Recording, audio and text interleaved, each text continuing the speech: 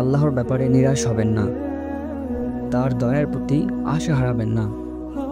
যখন কোনো বান্দার জন্য দুনিয়া সংকীর্ণ হয়ে আসে, বিশেষ করে যখন আপনাকে মানুষ পরিত্যাগ করে, এবং বিশেষ করে এমন কেউ যার উপর আপনি আস্থা রাখতেন সে আপনাকে নিরাশ করেছে, সে সময় জেনে রাখবেন যে আল্লাহ চাচ্ছেন আপনি তার শরণাপন্ন হন।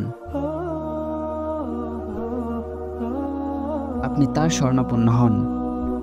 এই পৃথিবীতে সবচেয়ে সুখী মানুষ হচ্ছে সে যে আল্লাহর দিকে মুখ ফেরায়।